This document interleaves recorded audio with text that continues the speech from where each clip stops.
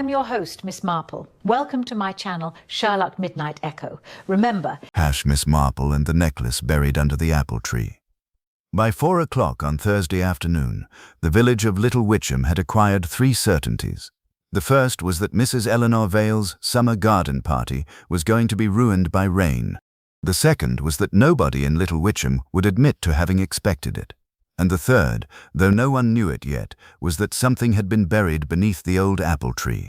The first drops began falling just as the Reverend Stephen Bell raised his teacup and observed, with the calm confidence of a man who had never successfully predicted weather in his life, that the clouds were merely passing over. Mrs. Vale looked toward the sky. "They always say that," she murmured. She was a handsome woman in her early 60s, with silver hair arranged carefully beneath a pale blue hat. Her garden was famous throughout the district. The borders were immaculate, the roses trained precisely, and even the weeds appeared to understand that they were not welcome. Among the guests stood Miss Marple, quietly watching a blackbird attempt to steal a currant from a decorative bowl. Miss Marple had been invited by Mrs. Vale's cousin, who had described her as a dear little old lady who notices everything. The phrase had been meant affectionately. It was also dangerously accurate. Miss Marple lifted her cup and smiled. Around her, Little Witcham's most respectable inhabitants had gathered beneath striped awnings. There was Dr. Henry Latham, the village doctor, broad-shouldered and increasingly impatient with his own retirement. There was Mrs. Judith Vale, Eleanor's widowed sister-in-law, whose expression suggested that she had discovered several faults in the garden and was waiting for an opportunity to mention them. There was Michael Vale, Eleanor's nephew, handsome, restless, and considerably less wealthy than people assumed. And there was Clara Finch, the village librarian, who had spent most of the afternoon avoiding Michael. That Miss Marple noticed. She also noticed that Michael had spent most of the afternoon trying not to notice Clara. Such things were rarely meaningless. A sudden gust of wind swept through the garden. The awning shook. Someone laughed nervously. Then the rain came. Guests hurried toward the house, gathering teacups and plates as though the weather had personally offended them. Mrs. Vale stood on the terrace. "Oh dear," she said. "The greenhouse." She turned to Michael. "Would you see that the windows are shut?" Michael nodded.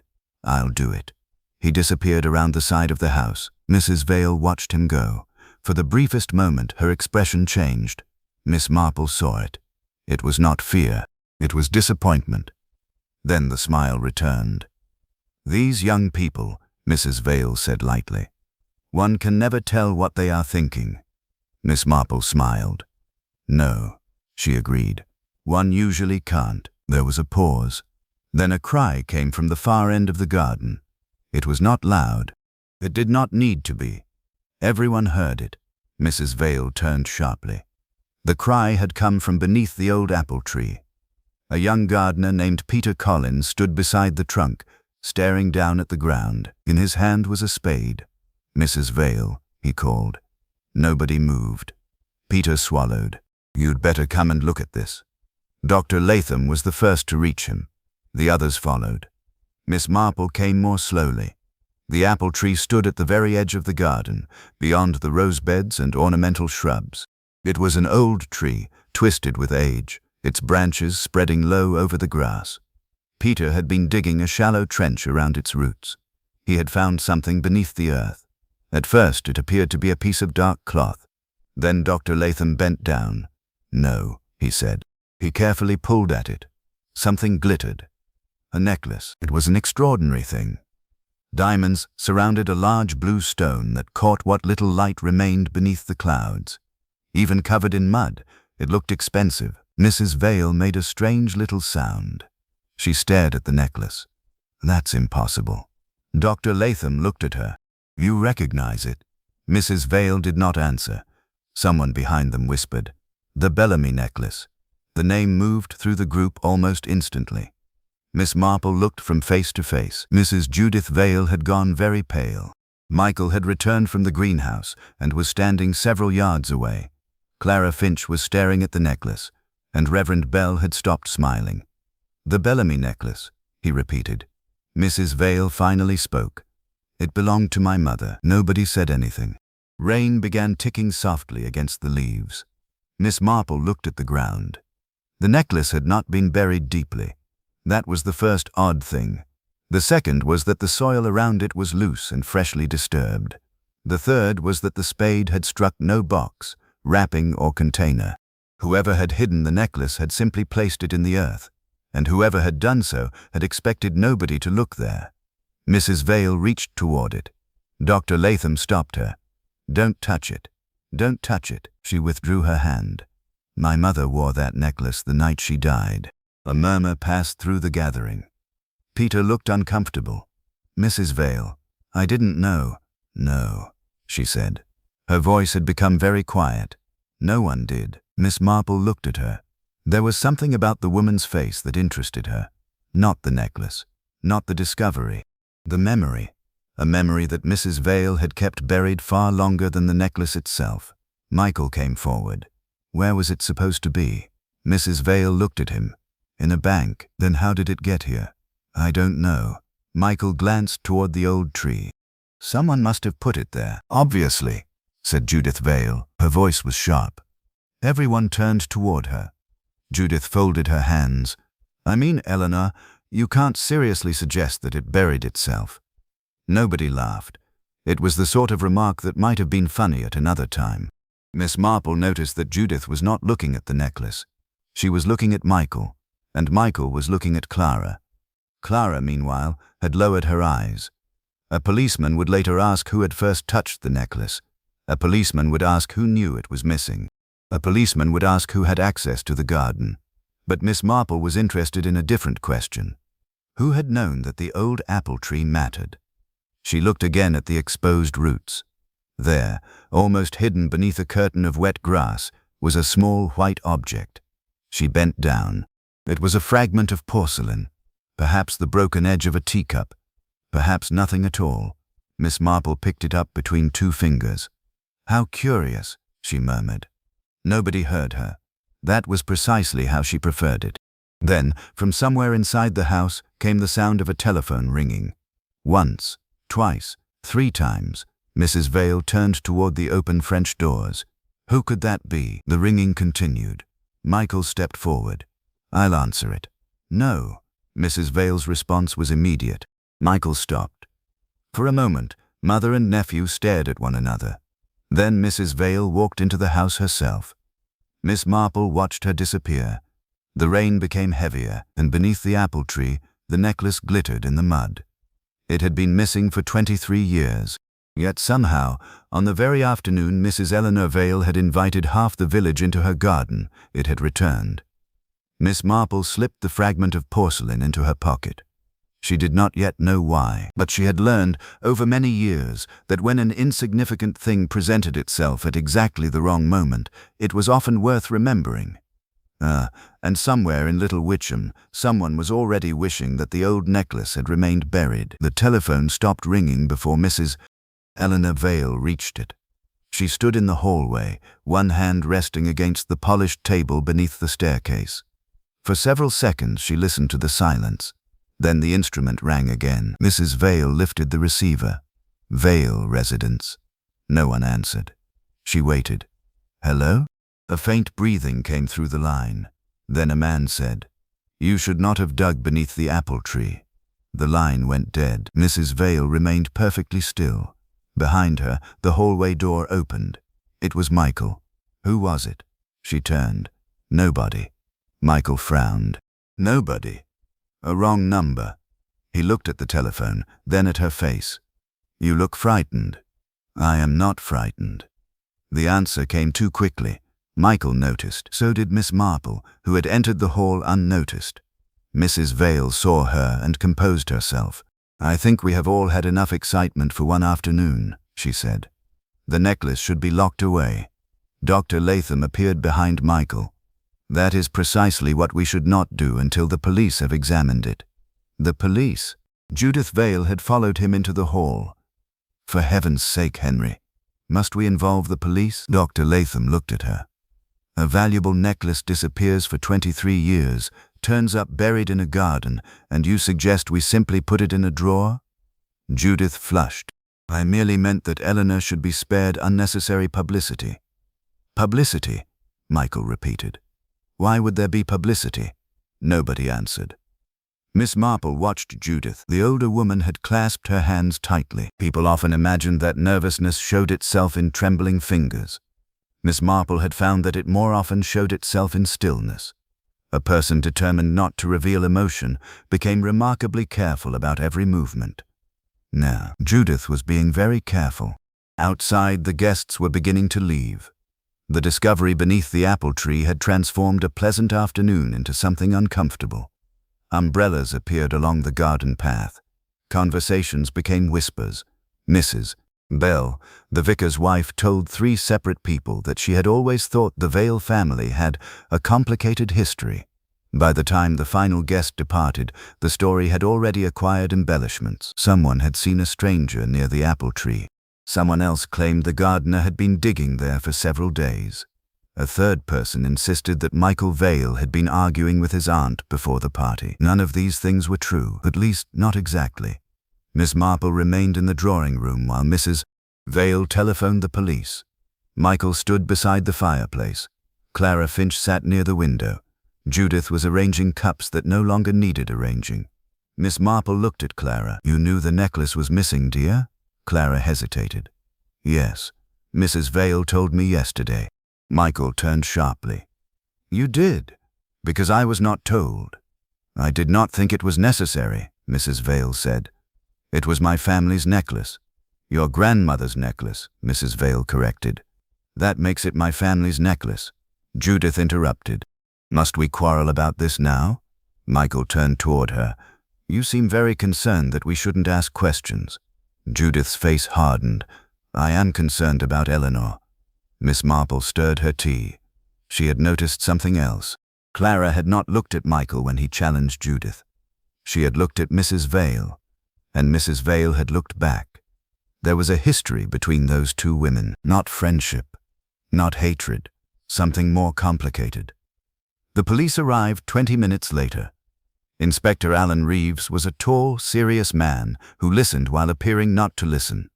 His constable carried a notebook. Who discovered the necklace? Peter Collins, said Dr. Latham. Where is he? He went home, Mrs. Vale answered.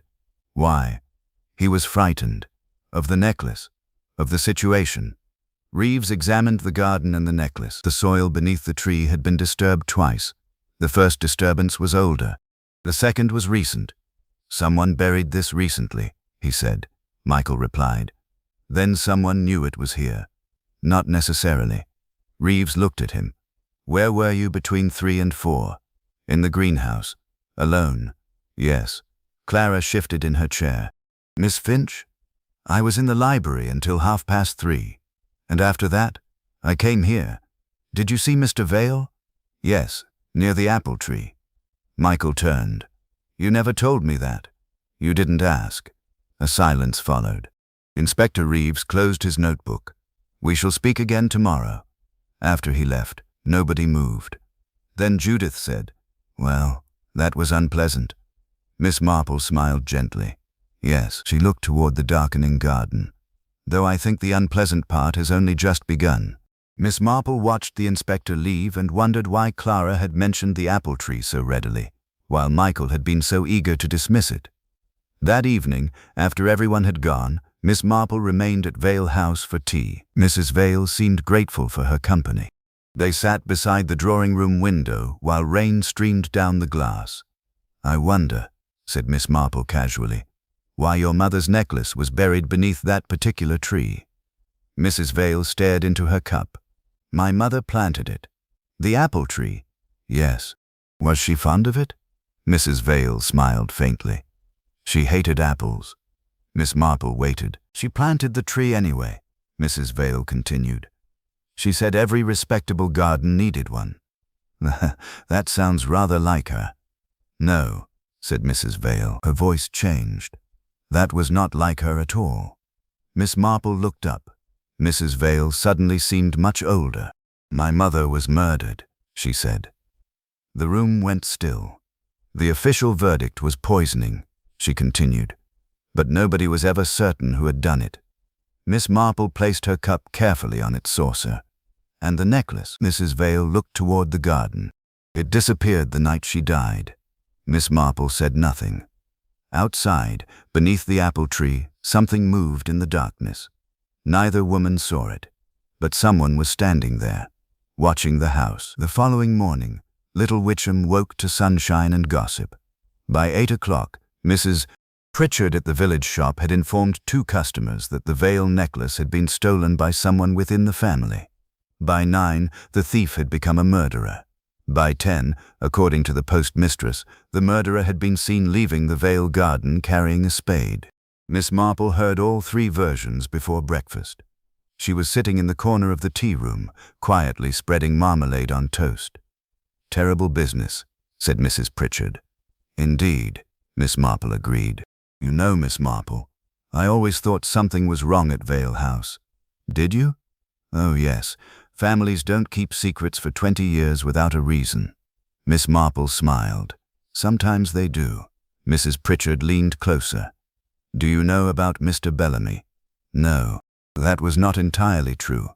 Miss Marple knew the name now, but little else. Mrs. Pritchard lowered her voice. "Arthur Bellamy, Eleanor Vale's father, very wealthy, very unpleasant. What happened to him? Died suddenly, about 25 years ago. And Mrs. Vale's mother died 2 years later. Poisoned, I understand." Mrs. Pritchard nodded eagerly. "They said it was accidental. Heart medicine mixed with something unsuitable." "Who said that?" "The doctor." "Dr. Latham?"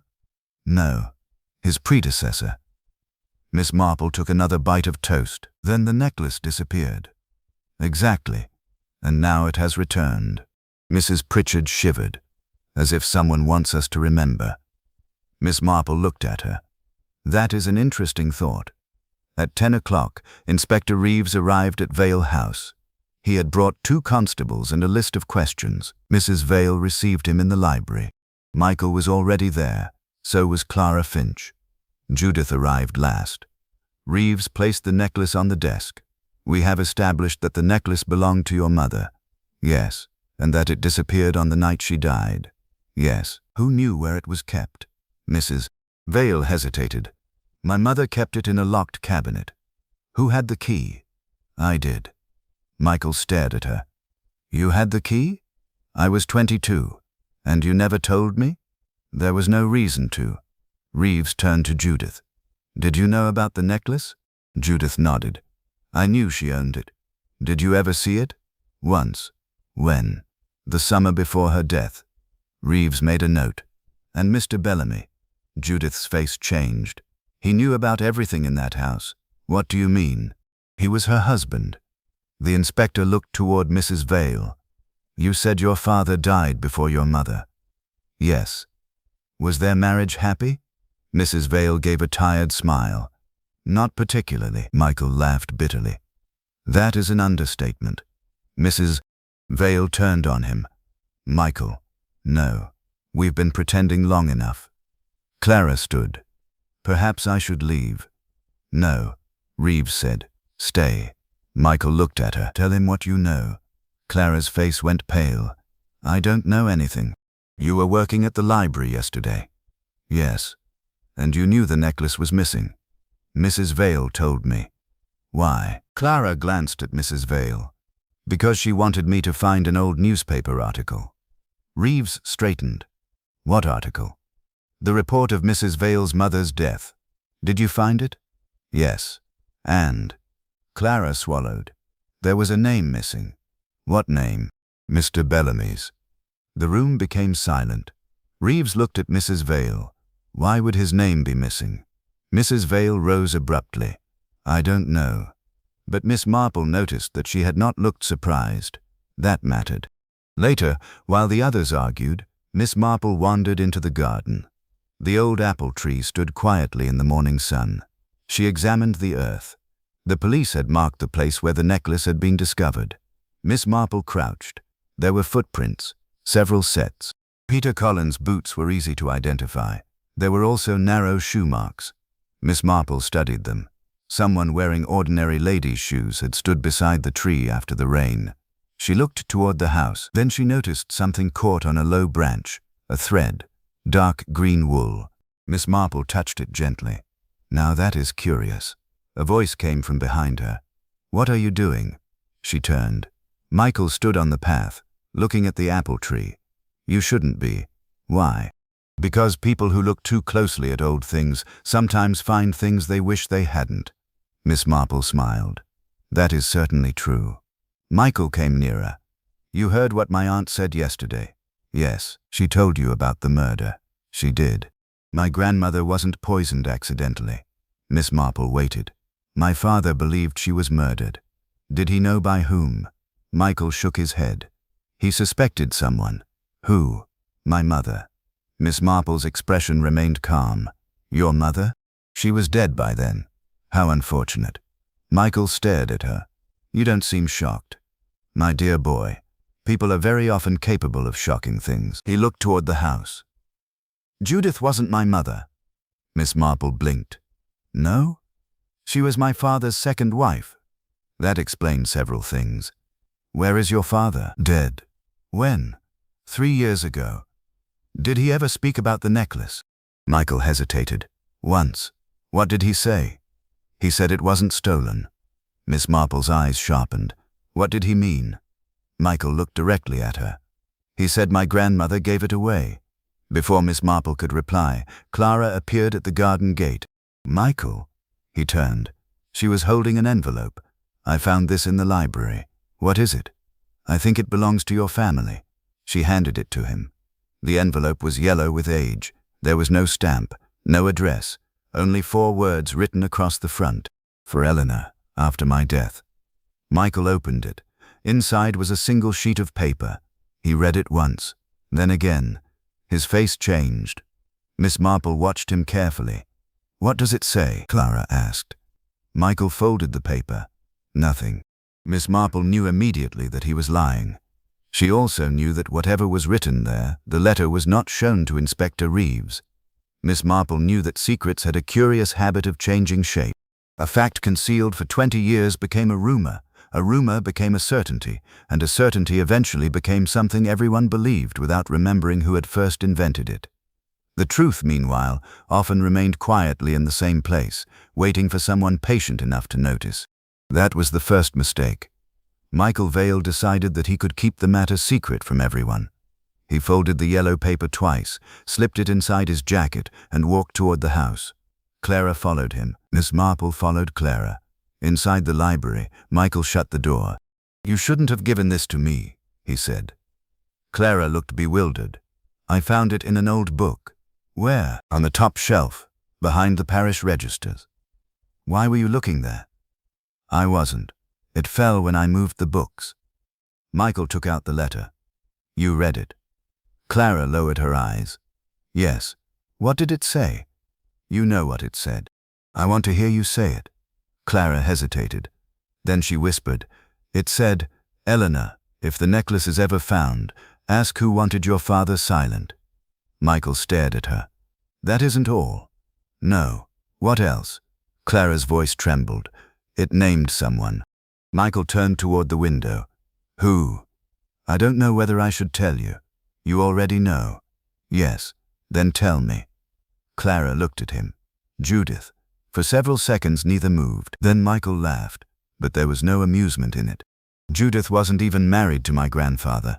No. She couldn't have wanted him silent. Perhaps she wanted someone else silent. The door opened. Miss Marple entered. Forgive me, she said pleasantly. I was looking for the Morning Post. Michael quickly put the letter away. Miss Marple smiled. Of course. She had heard enough. At noon, Inspector Reeves returned. He had discovered something concerning. Peter Collins, the gardener, had changed his story. Now he admitted that nobody had instructed him. I thought the tree looked sick, he said. Reeves stared at him. You dug there without permission? Yes. Why? Peter rubbed his hands together. I'd heard there was something buried. From whom? Peter said nothing. Reeves leaned forward. Mr. Collins. It was only a story. What story? Peter glanced at Michael. About a box. What box? An old tin box buried under the apple tree. Miss Marple, sitting quietly beside the fireplace, looked up. Who told you about it? Peter swallowed. Mr. Vale. Michael stood. That is a lie. Peter's face reddened. You told me yourself. When? Last Tuesday. I never spoke to you last Tuesday. You did. Where? Behind the greenhouse. Michael looked genuinely stunned. I was in London. The room fell silent. Reeves turned toward him. Can anyone confirm that? My solicitor, Michael answered. Can he confirm where you were all day? Yes. Then we shall speak to him. Peter looked frightened. Miss Marple studied him. His fear was real, but it was not fear of Michael. It was fear of having been used. She waited until Reeves had taken Peter outside. Then she approached Michael. You said you were in London last Tuesday. Yes. Were you? Of course. Then someone was pretending to be you. Michael frowned. Why? Miss Marple smiled. That is precisely what we must discover. Across the room, Judith had gone very still. Miss Marple looked at her. Mrs. Vale, do you remember when your mother planted the apple tree? Judith frowned. Why? I was curious. I wasn't here. You weren't? No. Yet you knew about the tree. Everyone knows about the tree. Quite. Miss Marple turned away. She had not expected an admission. She had expected discomfort. Judith had provided it. The village gathered outside the post office. Rumors had become theories. The necklace was now believed to have been stolen by Michael, hidden by Clara, recovered by Peter, and planted by Judith. Only the exact order remained uncertain. Miss Marple listened. She noticed that one person did not participate in the gossip, Dr. Henry Latham. He stood apart from the others. When Miss Marple approached him, he sighed. You're wondering what I know? Not at all. He smiled sadly. That is what makes you dangerous. I assure you, Henry, I am not dangerous. You know about the old poisoning. Yes, I was a young doctor then. Did you treat Mrs. Bellamy? No, I arrived after she died. Did you see the medical report? I did. And? He looked toward the church tower. The report was altered. Miss Marple remained silent. Not the cause of death, he continued. The time. Why? Because the original time placed Mrs. Bellamy's death nearly 2 hours later than everyone believed. Miss Marple's eyes narrowed. Who changed it? I never discovered that. Did anyone benefit? Doctor. Latham looked at her. Eleanor. Miss Marple considered this. Her daughter? Yes. How? If her mother died after midnight, Eleanor inherited everything immediately. If she died before midnight, the inheritance went elsewhere. Where? To Arthur Bellamy's nephew. Who was? Dr. Latham hesitated. John Vale. Miss Marple knew the name. Michael's father. That evening, Miss Marple returned to Vale House. She stood beneath its branches. The earth had been disturbed again. Someone had dug there. Not deeply. Just enough to search. Miss Marple crouched. A tiny silver button lay in the soil. She picked it up. It was engraved with the letter J. Then she heard footsteps. Judith Vale emerged from the shadows. You really should leave this alone, she said. Miss Marple looked at the button. I think someone has been looking for something. Judith stared at her. Yes. What? The truth. Miss Marple smiled gently. And did you find it? Judith's face tightened. No. She turned to leave. Miss Marple spoke softly. Mrs. Vale. Judith stopped. The necklace wasn't the only thing buried under this tree, was it? Judith did not turn around. No. Then she walked away. Miss Marple remained beneath the branches. For the first time she understood that the missing necklace was not the beginning of the mystery. It was the warning. The morning after Judith's warning, little Witcham woke beneath a pale grey sky. Yet beneath the quietness ran excitement. Everyone knew something had been discovered beneath the apple tree. Nobody knew what it meant, and everyone invented an explanation. Miss Marple found the first explanation waiting for her at the baker's. Mrs. Vale's family has always been unlucky, Mrs. Pritchard announced. Unlucky? Money, deaths, quarrels, you know how it is. Miss Marple smiled. Families are often thought unlucky when they are merely secretive. Mrs. Pritchard lowered her voice. I heard there was another thing buried under that tree. Miss Marple paused. A box. Miss Marple paused. An actual box? So they say. Who says? Mrs. Finch. Miss Marple thanked her. Clara Finch was at the library when Miss Marple arrived. The young woman was standing on a chair, replacing books on the highest shelf. You heard about the box, Clara said. Miss Marple smiled. News travels quickly. Too quickly. Clara climbed down. There was no box when Peter found the necklace. Were you certain? I saw the photograph Inspector Reeves took. Then perhaps the box was removed earlier. Clara looked troubled. Miss Marple, I think somebody is trying to frighten Mrs. Vale. Why? Because of the necklace. Or because of what the necklace represents. Clara hesitated. There is something else. She removed an old newspaper. This was found inside the library archive. Miss Marple unfolded it. The article concerned Mrs. Bellamy's death 23 years earlier. The headline described the event as an unfortunate domestic tragedy. But beneath the article, someone had written a sentence in faded ink. She did not die alone. Miss Marple examined the handwriting. Do you recognize it? No. Are you sure? Clara looked away. No. That answer was more interesting than the first. At midday, Inspector Reeves returned to Vale House. We have found the solicitor who handled the Bellamy estate. Mrs. Vale stiffened. Mr. Charles Hargreaves? Yes. He lives in Bristol now. Is he coming here? He is. Michael looked annoyed. What does a solicitor have to do with a necklace? Reeves answered calmly. Perhaps nothing.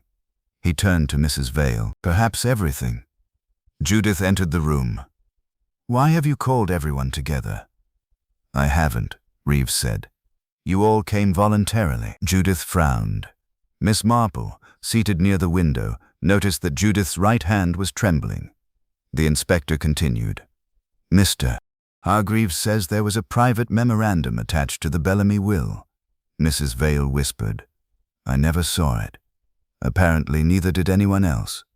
What did it concern? Michael asked. An inheritance condition. The room became silent. Reeves removed a paper from his pocket. The memorandum stated that if Mrs. Bellamy died under suspicious circumstances, her property would be held in trust until an investigation was completed. Michael stared at his aunt. So you didn't inherit immediately? No. But you eventually inherited? Yes. How? Mrs. Vale closed her eyes. Because the investigation was declared unnecessary. By whom? Nobody answered. Miss Marple looked toward Dr. Latham. He was pale. By the doctor, he said. Everyone turned. The doctor who signed the original certificate, he continued. He declared that there was no evidence of foul play. Michael looked horrified. And who was that? Dr. Latham lowered his head. My father. The confession changed the room. Miss Marple watched each face. Mrs. Vale looked devastated. Judith looked angry. Michael looked betrayed. Clara looked frightened. Only Reeves seemed unsurprised. Did your father know the Bellamy family well? Yes. Was he paid? Dr. Latham's expression hardened. I don't know. Did he have a reason to protect someone? I never asked. Why not? Because I was 24, and my father was a respected physician. You did not question men like him in those days. Miss Marple nodded. People rarely question respected people. Her voice was gentle. That is why respect can sometimes be useful to a dishonest person. Afterward, Michael confronted Mrs. Vale. You knew about the memorandum. No. You knew there was something. I knew my father wanted the estate protected. Why did you never tell me? Because I wanted you to have a normal life. Michael laughed bitterly. There has never been anything normal about this family. He walked away. Miss Marple followed. You are angry with your aunt? Yes. Do you believe she killed your grandmother? Michael stopped. I don't know what to believe. That is sensible. He looked at her. Do you? Miss Marple smiled. I believe that people frequently mistake secrecy for guilt. Then who is guilty? That is another question. He gave a tired laugh. You really are like everyone says. What do they say? That you notice everything. Miss Marple shook her head. Only the things people wish I hadn't noticed. That afternoon, Miss Marple visited the apple tree. She walked slowly around the trunk. The earth had been disturbed again. Near one root she found another object, a brass key. It was tiny, old-fashioned, and stained with earth. There was a number engraved upon it. 17. Miss Marple turned it over. On the reverse was a single word, VAALT. She slipped it into her handbag. Then she heard a twig snap. Someone was standing beyond the hedge. Miss Marple looked up. A figure moved quickly away. She did not call out. Instead, she smiled. A person who ran after being discovered had something to hide. A person who remained still had something more dangerous. Miss Marple returned to the house. That evening, Charles Hargreaves arrived. He was an elderly man with white hair. "I remember the Bellamy affair," he said. Mrs. Vale stared at him. "You said you knew nothing." "I said I knew nothing that could be proved." Miss Marple watched him carefully. "Mr. Hargreaves," she asked, "what was hidden beneath the apple tree?" The solicitor looked at her. For the first time, his composure disappeared. "Nothing," he said. Miss Marple smiled. It was precisely the answer she expected. Because people who truly know nothing usually say, "I don't know." They do not say, "nothing." And somewhere in the house, someone quietly locked a door. The locked door was on the second floor, at the end of a narrow passage seldom used by the family. Miss Marple noticed it because Judith Vale had carried a key upstairs immediately after Mr. Hargreaves arrived. Nobody else seemed to have noticed. That, Miss Marple thought, was fortunate. The next morning, she rose early and walked through the house while the servants were still preparing breakfast. At the foot of the staircase, she encountered Michael. "You are an early riser," she said. "So are you. I have always found mornings useful." Michael smiled faintly. "For detecting murderers? For gardening?" He laughed, but his expression quickly became serious. "Mr. Hargreaves frightened my aunt yesterday." "Did he?" "Yes. She hardly slept." "Did you?" "No." "Why?" Michael hesitated. "Because someone came into my room last night." Miss Marple stopped. "Someone?" "I woke around 2. I heard the door close. By the time I switched on the lamp, nobody was there." "Was anything missing?" "My desk drawer had been opened." "What was inside?" "Old papers." "Were any taken?" "One." Michael reached into his pocket and produced a torn envelope. "The letter from my grandmother." Miss Marple examined it. "Was it the same letter you found in the library?" "No. This one was hidden behind a drawer." "Did you read it?" "Only part of it." "What part?" Michael looked toward the staircase. "It said, 'Trust neither the doctor nor the solicitor.'" Miss Marple became very still. "And the rest?" "The page was torn." "By whom?" "I don't know." They heard footsteps above. Judith appeared on the landing. "Michael, Eleanor wants you in the library." Michael nodded. As he walked away, Miss Marple looked at Judith. "You have been busy this morning." Judith frowned. "What do you mean?" "Nothing at all." Judith descended. "I wish you would stop asking questions." "I rarely ask questions. You are always watching." "That is not quite the same thing." Judith looked toward the garden. "Some truths are better left buried." Miss Marple smiled. "Perhaps. But buried things have a habit of being dug up." At breakfast, Mr. Hargreaves announced that he intended to leave Little Witcham. Inspector Reeves objected. "You are a witness in an active investigation. I am an old man who remembers too much. That makes you particularly valuable." Hargreaves looked irritated. "Very well." He unfolded a document. The Bellamy estate contained a private vault at the old bank. Mrs. Bellamy possessed the only key. Michael leaned forward. "Then how did the necklace disappear?" Hargreaves looked at Mrs. Vale. "Because the key was given away." Mrs. Vale stared at him. "To whom?" "I cannot say." "You can," Reeves said. Hargreaves sighed. "Your mother gave it to someone the evening before she died." "Who?" Hargreaves reached into his coat. Before he could answer, the library window shattered. Everyone ducked. A stone rolled across the carpet. Tied around it was a small strip of paper. Reeves picked it up. 3 words had been written on it.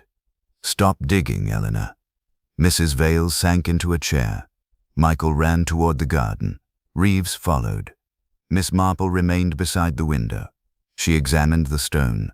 There was mud on it, fresh mud, but the garden path was dry.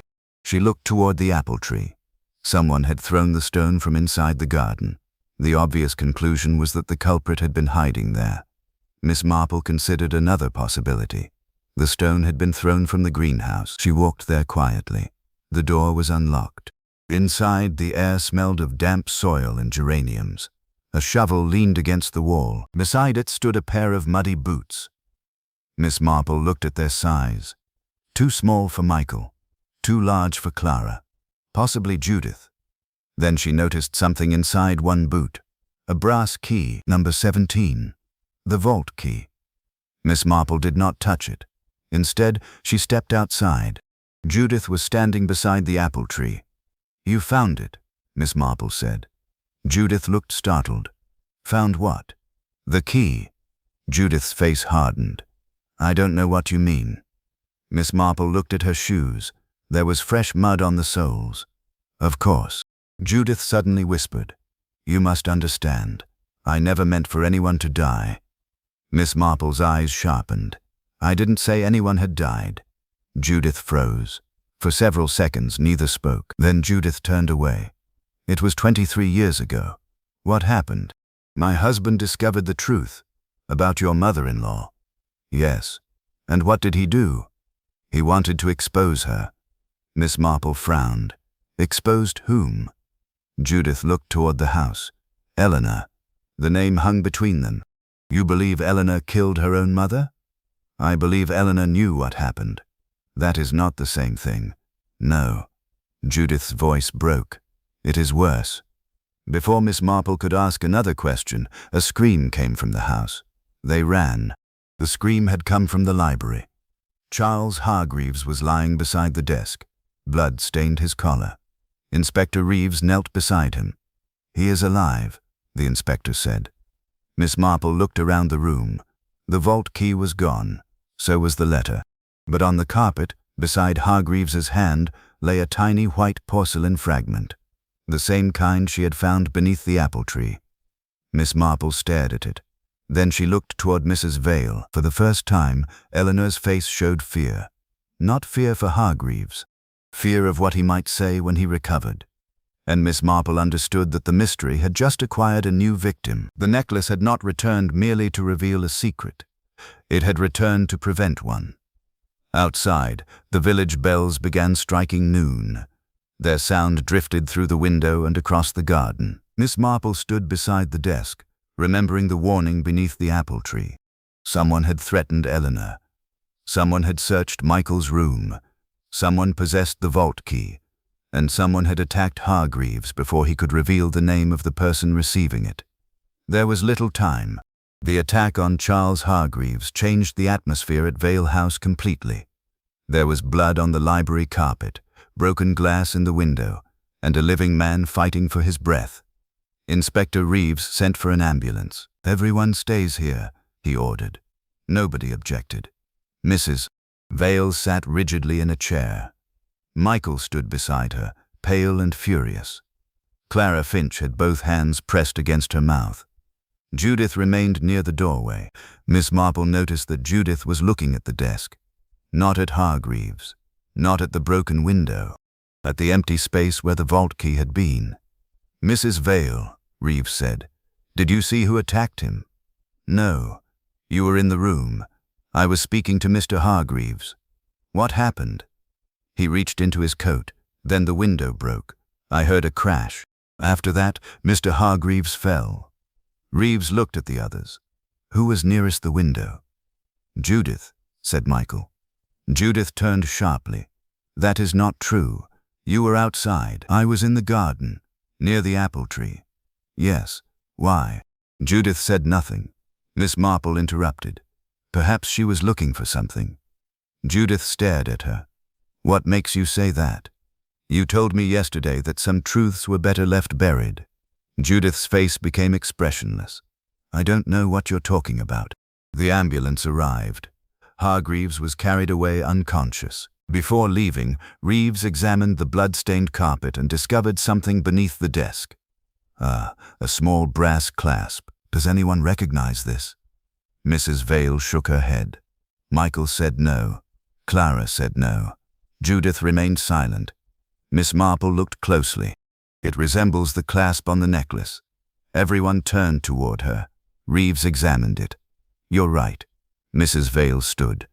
But the necklace was recovered beneath the apple tree. Was it? Miss Marple asked. The question sounded innocent. Reeves looked at her. What do you mean? Miss Marple smiled. Nothing. I was only thinking.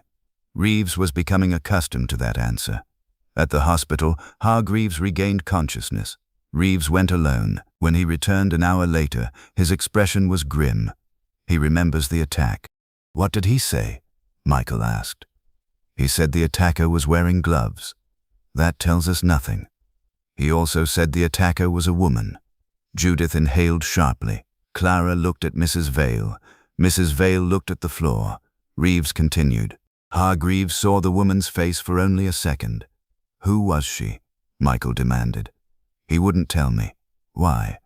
He was afraid. Miss Marple looked thoughtful. Afraid of the woman? Reeves nodded. Or afraid of what would happen if he named her? Exactly. Michael turned toward Judith. Then ask her. Judith slapped him. The room fell silent. She stared at her own hand as though surprised by what it had done. I am sorry, she whispered. Michael's expression hardened. You knew. I knew nothing. You're lying. Reeves stepped between them. Later, Clara found Miss Marple alone in the conservatory. I know who had the necklace, she said. Miss Marple turned. Do you? Clara nodded. My mother told me. Your mother? She worked here years ago. When? The year Mrs. Bellamy died. Miss Marple sat down. What did she tell you? That the necklace was not stolen. Who took it? She didn't know. Then how do you know? Clara reached into her handbag. I found this. She produced an old photograph. It showed Mrs. Bellamy standing beneath the apple tree. Beside her stood a young Eleanor, a young John Vale, and another woman. Miss Marple examined the photograph. Who is she? Clara shook her head. My mother never told me. She turned it over. There was one sentence. 4 people knew. Miss Marple frowned. 4? Yes, and now? Clara looked frightened. Now only 3 are alive. Miss Marple looked toward the garden. Are you certain? Clara hesitated. My mother said the 4th person died the night after Mrs. Bellamy. Miss Marple's eyes narrowed. Who? I don't know. That evening, Inspector Reeves searched the old greenhouse. He found nothing except muddy boots, a shovel, and a torn piece of green wool. The same color as the thread Miss Marple had found beneath the apple tree. The boots belonged to Judith. Reeves arrested her. Michael watched in disbelief. My stepmother. Reeves nodded. The evidence is circumstantial. Judith did not resist. As she was led away, she looked directly at Miss Marple. Miss Marple understood immediately. Judith wanted to be arrested. At the police station, Judith finally spoke. I did not attack Mr. Hargreaves. Who did? I cannot tell you. Why? Someone else will die. Reeves leaned forward. Who? Judith looked toward the window. The person who buried the necklace. Meanwhile, Miss Marple returned to Vale House. She went straight to the apple tree. The moon had risen. She knelt beside the roots. There, beneath the loose soil, she found another piece of porcelain. But this time it was not white. It was blue. A tiny painted flower appeared on its edge. Miss Marple remembered the Bellamy dining room. There had been a blue porcelain tea set displayed inside a cabinet. She had noticed one cup missing. Suddenly, the harmless fragment became important. The necklace had been buried beside the tree. The porcelain had been broken nearby. The vault key had disappeared, and someone had deliberately framed Judith. Miss Marple rose slowly. She no longer believed the murderer was hiding from the police. The murderer was hiding among those who wanted the police to look elsewhere. She returned to the house and asked Mrs. Vale one question. Where is the blue tea service? Mrs. Vale stared at her. In the dining room. Is it complete? No. How many pieces are missing? 1 cup. Miss Marple nodded. Then we had better find it at once. Because she had just remembered something. The old newspaper had said Mrs. Bellamy drank tea before her death, but nobody had ever asked who served it. The blue tea service was kept in a glass cabinet in the dining room. Miss Marple stood before it while Mrs. Vale unlocked the cabinet. There, she said. 6 cups stood neatly beside 6 saucers. Miss Marple counted them. 1 is missing. Mrs. Vale nodded. It has been missing for years. How many? I cannot remember. Miss Marple examined the remaining cups. Each had a painted blue flower surrounded by tiny silver leaves. Who used this service? My mother. Frequently? Only for guests. Miss Marple touched 1 saucer. Was tea served to her on the night she died? Mrs. Vale hesitated. Yes. From this set? Yes. Who served it? Mrs. Vale looked toward the window. My father's housekeeper. What was her name? Agnes Bell. And where is she now? Dead. When? The morning after my mother died. Miss Marple looked at her. Was that considered unusual? No. Agnes had been ill. Very ill, apparently. Mrs. Vale gave a tired smile. You ask difficult questions. A sound came from the hallway. Michael entered. The inspector is back. Miss Marple turned. Has Judith been released? Yes. Michael looked angry. He says there isn't enough evidence to hold her. Perhaps there shouldn't be. Michael stared at Miss Marple. You don't think she did it? I think she has been frightened for a very long time. Of whom? Miss Marple smiled. That is the important question. Reeves entered carrying a small evidence bag. Inside was a fragment of blue porcelain. We found this near the greenhouse, he said. Miss Marple examined it. It matches the tea service. Mrs. Vale looked alarmed. Where did you find it? Under the floorboards. Michael frowned. Why hide a cup there? Reeves shook his head. We don't know. Miss Marple examined the fragment. It may not be a cup. Reeves raised an eyebrow. What else could it be? A message. Michael laughed. Porcelain can't write. No. But people can write on porcelain. She turned the fragment over. A faint mark appeared beneath the glaze. It was not writing. It was a number. The same number engraved on the vault key. Nobody spoke. Reeves took the fragment. I'll have this examined. Perhaps, Miss Marple said. She walked toward the door. Where are you going? Michael asked. To see the bank. The old bank stood at the village edge, closed for nearly a decade. Weeds had grown through the paving stones. The vault was still beneath the building. Reeves obtained permission to enter. Inside, the air smelled of dust. A former bank clerk named Mr. Weller met them. Vault 17, he said. I remember it. Who used it? Reeves asked. Mrs. Bellamy. Did anyone else have access? Her daughter. Eleanor. Yes. Her husband. No. Her nephew. Not at the time. Miss Marple looked around. Was anyone else permitted to enter? Weller thought. Once. Who? Mr. John Vale. Michael stiffened. My father. Yes. When? The day before Mrs. Bellamy died. Miss Marple looked at Reeves. Did he remove anything? Weller shook his head. He deposited an envelope. What happened to it? I don't know. Reeves asked for the vault records. Weller brought an old ledger. Miss Marple studied the page. There were 3 signatures. Mrs. Bellamy, John Vale, and another name. She touched it. Who is this? Weller squinted. Agnes Bell. Miss Marple smiled. The housekeeper. Yes. Why would she enter the vault? Weller looked puzzled. I don't remember. The ledger showed that Agnes entered the vault on the morning after Mrs. Bellamy's death. She had remained inside for 11 minutes. Reeves stared at the record. 11 minutes. Miss Marple nodded. Long enough to remove something, or leave something. Michael spoke. My father told me the vault was empty. Miss Marple turned. When? When I was a child. Did he mention your grandmother? No. He only said there was nothing worth finding.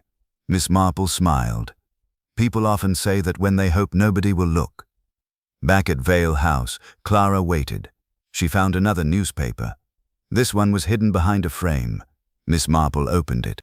The article concerned Agnes Bell's death. The official explanation was pneumonia, but beneath the printed report was a handwritten sentence. He was not sick. Miss Marple read it. Who wrote this? I don't know. Where did you find it? In an old photograph album. Michael took the paper. What does it mean? Miss Marple looked at him. It means your grandmother's death may not have been the only suspicious death. Silence followed. Then the telephone rang. Mrs. Vale answered. Her face changed. She handed the receiver to Michael. It's for you. Michael listened. Nobody spoke. Then he dropped the receiver. What happened? Clara asked. Michael looked at Miss Marple. The hospital called. Hargreaves. He's awake. Miss Marple stood. What did he say? Michael swallowed. He remembered the woman who attacked him. Reeves stepped forward. Who was she? Michael shook his head. He said he would tell the truth only if Miss Marple came. Everyone stared at her. Miss Marple picked up her handbag. Well, she said, that is rather inconvenient. At the hospital, Hargreaves lay pale against his pillows. He looked at Miss Marple. I knew you would come. I am predictable. No. His voice weakened. You are the only person I can trust. Miss Marple sat beside him. Then tell me. Hargreaves closed his eyes. The necklace was never stolen. Miss Marple waited. Your grandmother gave it to someone. Who? Hargreaves opened his eyes. To the person she believed would expose her murderer. Miss Marple leaned closer. And who was that? Hargreaves whispered one name. Miss Marple did not react. But inside, the final pieces began moving into place. Because the name was not Eleanor Vale. It was someone nobody had suspected. And before she could ask another question, Hargreaves gripped her wrist. Miss Marple, he whispered, the murderer already knows I remembered. The hospital corridor lights suddenly went out. The hospital corridor went dark. For 3 seconds, nobody moved. Then a nurse shouted for the emergency lights. Miss Marple remained beside Hargreaves's bed, one hand resting lightly on the blanket. She had not been frightened. Surprise, certainly. Concern, naturally. But fear was another matter. When the dim red lights finally came on, Inspector Reeves was standing in the doorway. Where is the nurse? He asked. Gone, said Miss Marple. Hargreaves struggled to sit upright. She was here. Which nurse? The one who brought my medicine. Reeves crossed the room. What did she look like? Hargreaves closed his eyes. Dark hair, blue uniform, a silver brooch. Reeves looked at Miss Marple. Was anyone else in the corridor? No, she replied. That is unfortunate. Miss Marple smiled. Not necessarily. Reeves frowned. She pointed toward the floor. A tiny trail of water ran beneath the bed. The nurse had wet shoes, Miss Marple said. Reeves followed the trail with his eyes. The corridor was dry. Exactly. They searched the hospital. The nurse could not be found. An hour later, Reeves learned that no nurse matching the description had been assigned to Hargreaves. She wasn't hospital staff, he said. Miss Marple nodded. She wanted us to believe she was. Hargreaves looked exhausted. You must leave, he whispered. Why? Because she will come back. Miss Marple leaned closer. You told me a name. Hargreaves stared at her. Yes. You said the necklace was given to the person who had exposed the murderer. Yes. Was that person still alive? Hargreaves hesitated. Yes. Then why did you hide the name? Because I was afraid of the person who received the necklace. No. His eyes moved toward the door. Of the person who gave it. Miss Marple became very still. Mrs. Bellamy. Hargreaves nodded. She knew she was going to die. Reeves stepped forward. Why? She discovered the poison. Who poisoned her? Hargreaves shook his head. I never knew. Then what did she discover? That someone had altered her medicine. Miss Marple considered this. Who had access? Her doctor, her husband, her daughter, her housekeeper, and John Vale. He was there. On the night she died. Yes. That contradicted the family story. Mrs. Vale had always said John left before dinner. Hargreaves continued. John argued with her. About the necklace? No, about the inheritance. Michael, standing near the door, looked stunned. My father wanted the money. Everyone wanted the money, Hargreaves said bitterly. Miss Marple glanced at him.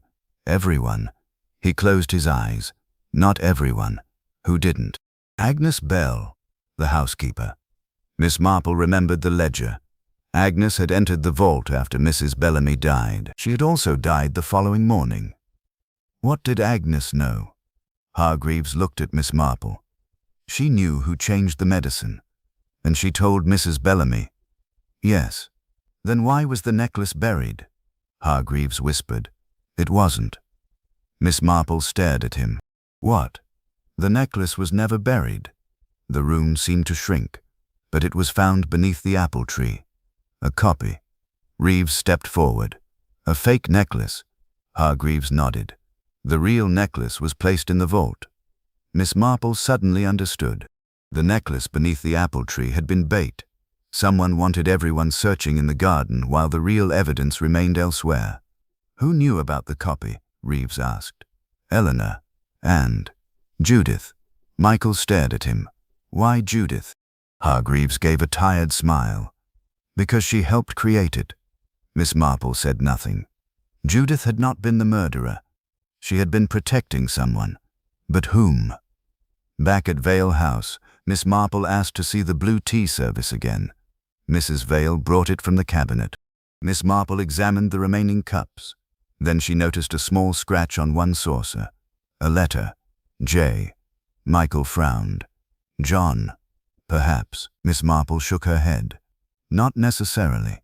She turned the saucer over. Another mark appeared. A. Agnes, Clara whispered. Miss Marple nodded. The housekeeper marked the cup. Why? To identify the one used for your grandmother's medicine. Mrs. Vale suddenly sat down. I remember. Everyone looked at her. The blue cup was never used for tea. What? My mother always said it was for medicine. Miss Marple looked at Reeves. Then we have found the missing cup's importance. But the missing cup was still gone. That evening Miss Marple returned to the library.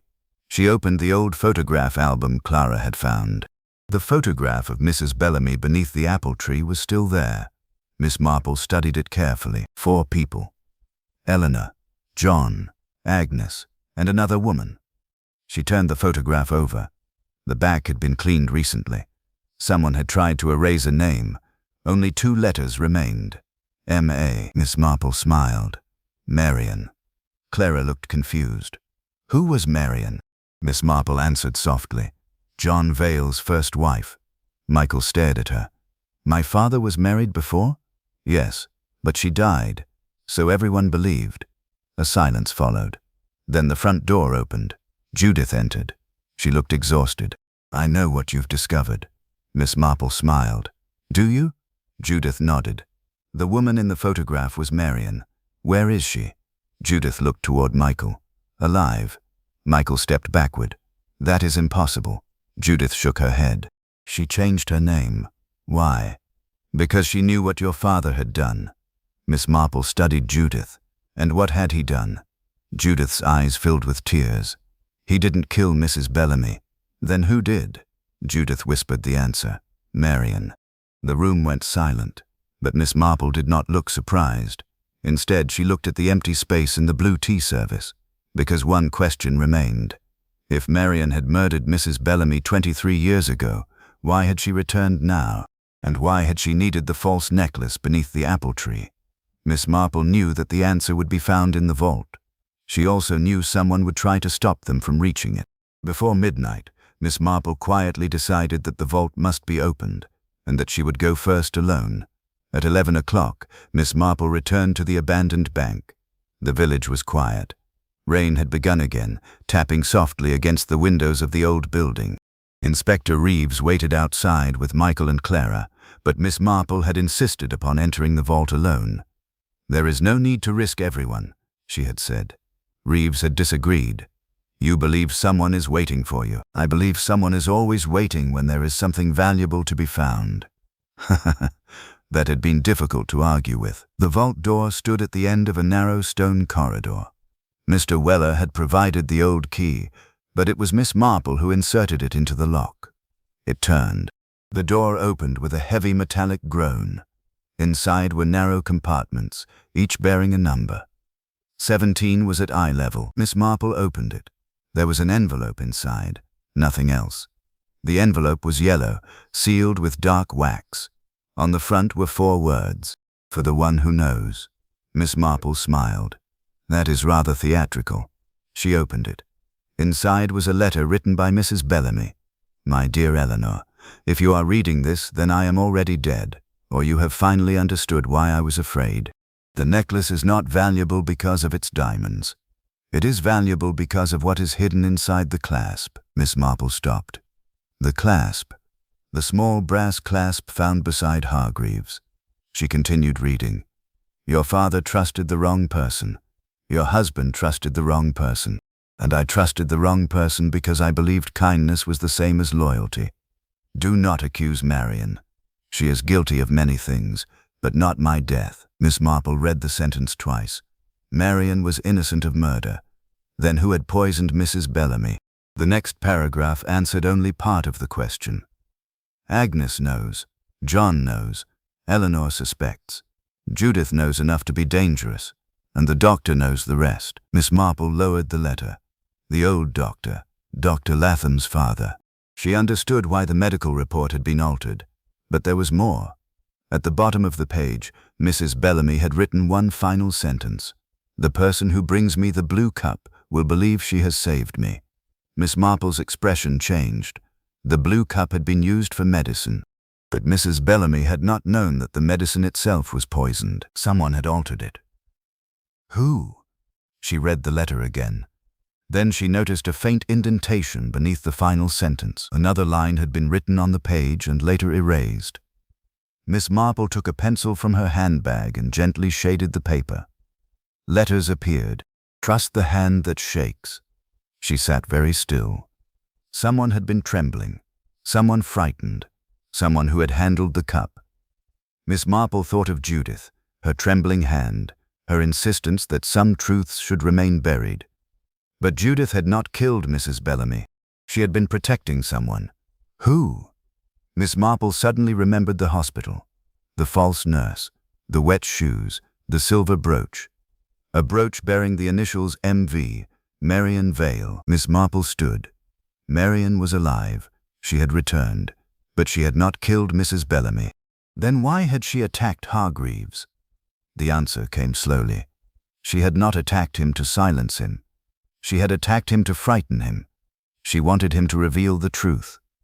Miss Marple walked back toward the entrance. Reeves opened the door. "Well?" "The necklace is a decoy." Michael stared. "A decoy?" "Yes." "Then where is the real necklace?" Miss Marple looked at him. "That depends upon who last possessed the key." Reeves frowned. "The key was found in the greenhouse." "No." Miss Marple shook her head. "It was placed there." "By Judith?" "No." "Then who?" Miss Marple looked toward the road. "Someone who wanted us to believe Judith was guilty." A figure appeared beyond the bank windows. A woman. She wore a dark coat and carried an umbrella. Michael stepped forward. "Marion." The woman stopped, then slowly lowered the umbrella. She was older than the photograph, but the resemblance was unmistakable. "Marion Vale." She entered the bank. "I knew you would find me." Michael stared at her. "Why did you come back?" Marion looked at Miss Marple. "Because Eleanor is in danger." "She has been in danger for 23 years, Miss Marple replied. Marion shook her head. "Not from me. Who, then?" Marion hesitated. "The doctor." Reeves frowned. "Dr. Latham?" "His father." "He is dead. So is the person who helped him." Miss Marple looked at Marion. "Agnes Bell." Marion nodded. "Agnes discovered the poison. She confronted the doctor. He threatened her. And Mrs. Bellamy. She knew. Then why was the necklace hidden?" Marion's eyes filled with tears. "Mrs. Bellamy gave it to me." "Why?" "Because she knew the doctor would search the house. And you buried it." "No." Marion looked toward Michael. "Your father did." Michael went pale. My father. He was trying to protect Eleanor. Miss Marple understood. The necklace had been buried after Mrs. Bellamy's death, not before it. But someone had recently replaced it with a copy. Someone who knew exactly where the real one had been hidden. Marian reached inside her coat. She produced a small velvet pouch. The real necklace. Michael stared. Miss Marple did not touch it. Open the clasp. Marian hesitated. Then she did. Inside the clasp was a tiny folded piece of paper. Reeves took it carefully. There was a name. Only one. Not Marian. Not Eleanor. Not Judith. Not John. It was the name of the doctor who had signed Mrs. Bellamy's death certificate. But he had been dead for 23 years. Miss Marple looked at the name and smiled sadly. That is why the murderer has been so difficult to find. Reeves stared. The murderer is dead. No, Miss Marple said. She folded the paper. The murderer is alive. Everyone looked at her. Miss Marple turned toward the dark road. The name was never the culprit. She paused. It was the accomplice. And suddenly she knew exactly who had inherited the doctor's secret, who had planted the false necklace, who had attacked Hargreaves, and who had been watching Vale House from the beginning. She said nothing. Not yet. A detective, Miss Marple had always believed, should never announce a conclusion while one innocent person remained in doubt. She looked at Michael. Take me home, Reeves frowned. We should return to Vale House. Yes, Miss Marple agreed, but quietly. Outside, the rain had stopped. The clouds were breaking above Little Witcham. For the first time, Miss Marple felt certain that the truth was no longer buried beneath the apple tree. It was standing in the house, waiting for her, and tomorrow she intended to ask one very simple question. Who had poured the tea? The rain had stopped by dawn, but the garden remained wet and silver beneath a pale morning sky. At Vale House, nobody had slept well. Inspector Reeves arrived shortly after 8, accompanied by a constable, Dr. Latham came 10 minutes later. Judith followed him. Michael was already in the library, while Clara stood beside the window. Miss Marple entered last, carrying her handbag and wearing the mild expression of someone who had come to discuss an unfortunate household matter rather than a murder. Before we begin, she said, I should like some tea. Reeves stared at her. Tea? Yes. It is often revealing. Nobody laughed. Mrs. Vale brought the tray herself. There were 6 cups. Miss Marple watched her pour. She watched Michael. She watched Judith. She watched Clara. And she watched Dr. Latham. When Mrs. Vale offered the first cup to Dr. Latham, his hand trembled. Miss Marple noticed. The doctor noticed that she noticed. He placed the cup down. I don't take tea this early. Of course, said Miss Marple. She smiled. Coffee, perhaps? No. A silence followed. Reeves looked impatient. You said you knew who attacked Hargreaves. I know who did not attack him, Miss Marple replied. That's not the same thing. No, but it is useful. She opened her handbag and removed the old photograph. This woman is Marian Vale. Michael nodded. We know that now. Do we? Miss Marple pointed to the photograph. Look carefully. Michael examined it. What am I looking for? The brooch. Marian was wearing a small silver brooch. Clara leaned closer. It has initials. Yes, said Miss Marple. M.V. Reeves frowned. Marian Vale. No, said Miss Marple. Marian Bell. Everyone looked at her. Before she married John Vale, Marian was Marian Bell. Clara whispered. Agnes Bell. Miss Marple nodded. Her sister. The room became silent. Judith sat down. Agnes was Marian's sister? Yes. Michael stared at the photograph. That means Marian knew Agnes. She knew her very well. Miss Marple turned toward Dr. Latham. And your father knew both women. The doctor said nothing. Reeves stepped closer. What are you suggesting? Nothing yet. Miss Marple opened her handbag again. She removed the brass clasp. The clasp found beside Hargreaves. Dr. Latham's face changed. Just slightly. Miss Marple saw it. The clasp was not from the necklace, she said. It was from a locket. Michael looked confused. Whose locket? Agnes Bells. Dr. Latham stood. That is impossible. Why? Because Agnes never owned one. Miss Marple smiled. Then you know a great deal about Agnes. The doctor went pale. Reeves moved toward him. Doctor. Dr. Latham sat again. I knew the family. You knew Agnes? Yes. Were you close? No. Miss Marple looked at him. That is not what your father believed. The doctor closed his eyes. My father was a complicated man. Indeed. Miss Marple took out the letter found in the vault. Mrs. Bellamy wrote that the person who brought her the blue cup believed she had saved her. Dr. Latham looked at the letter. That proves nothing. No. Miss Marple nodded. But the handwriting does. She passed the letter to Reeves. Look at the word cup. Reeves examined it. It was written by Mrs. Bellamy. Yes. But someone added another word later. Which word? Doctor. Dr. Latham suddenly rose. Miss Marple remained calm. The original sentence said, "The person who brings me the blue cup will believe she has saved me." Someone later added doctor beside it. Reeves looked confused. Why? To make us believe the doctor was involved. Dr. Latham stared at Miss Marple. She continued, "The doctor was guilty of something, certainly. He altered the medical report. He helped conceal the truth. But he did not poison Mrs. Bellamy." Then who did? Miss Marple turned toward Judith. Judith closed her eyes. "Tell them," she whispered. Dr. Latham shook his head. "No." Judith stood. "You promised." The doctor looked at her. "What?" "You promised Eleanor you would protect her." Mrs. Vale suddenly began to cry. Miss Marple understood. The truth was finally visible. "Eleanor poured the tea," she said. Michael stared at his aunt. "No." Mrs. Vale covered her face. "It was an accident." Miss Marple shook her head. "No, dear, it was not." The room fell silent. Mrs. Vale lowered her hands. "I only wanted her to sleep." Miss Marple's voice remained gentle. "You altered her medicine because your mother was going to change her will. I didn't know the dose would kill her, but you knew it could." Mrs. Vale said nothing. Judith began to sob. Michael stepped backward. "My aunt." "Yes," Miss Marple said. "But why the necklace?" Mrs. Vale looked at him. "Because my mother discovered what I had done. She gave the real necklace to Marian and told her to hide it until the truth could be revealed." Miss Marple nodded. "John buried a copy beneath the apple tree to protect Eleanor after her mother's death." Michael whispered. "And Marian returned?" "To expose the truth," said Miss Marple. "And Judith?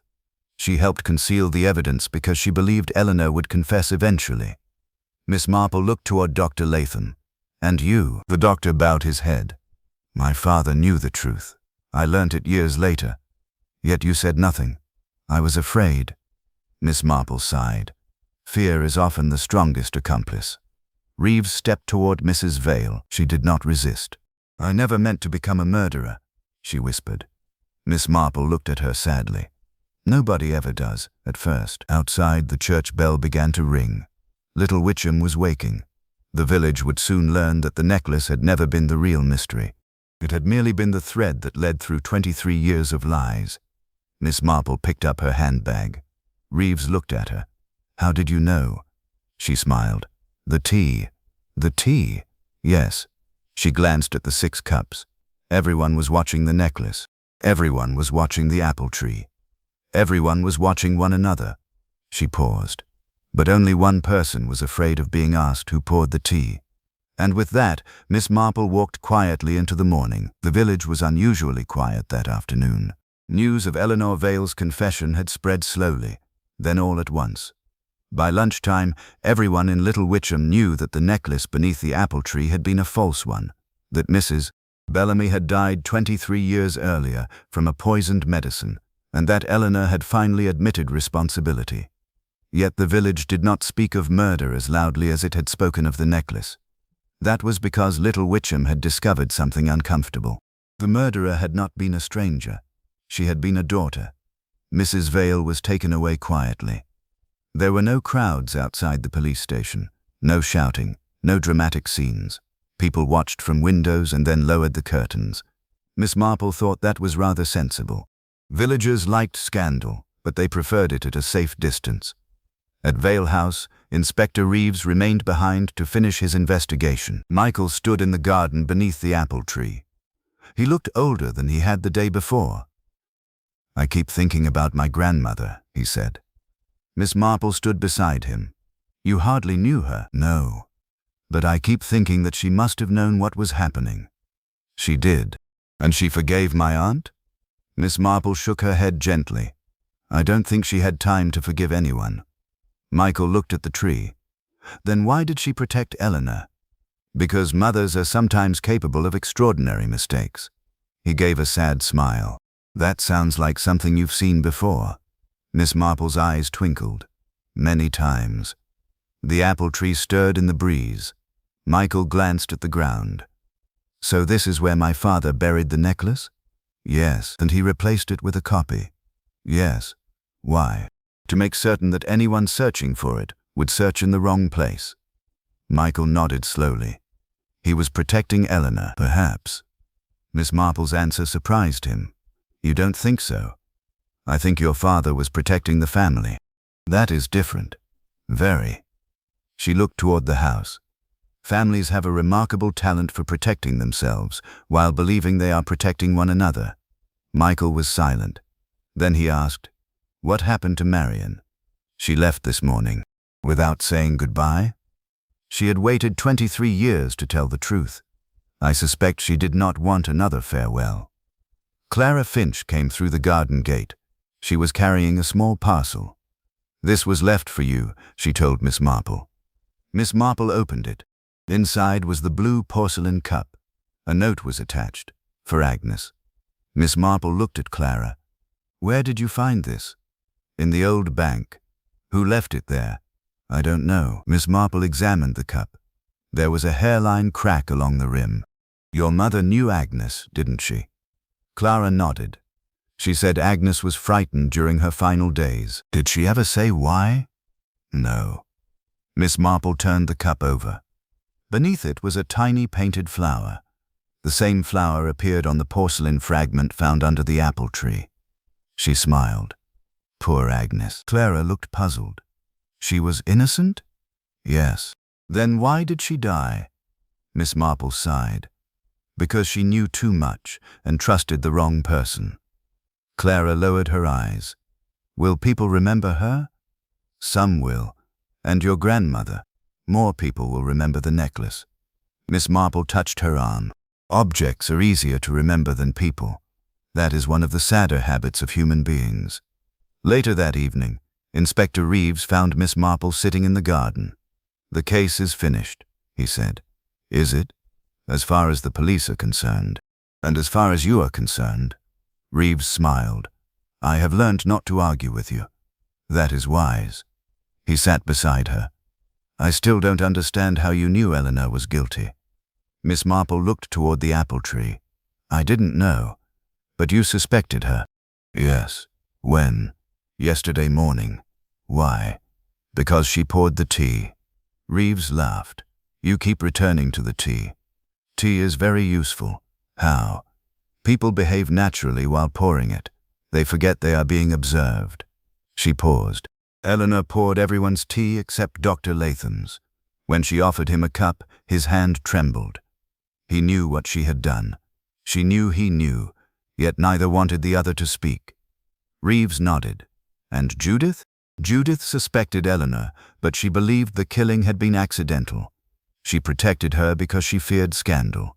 "And Michael?" "He knew his father had hidden something, but not what." "What about Marion?"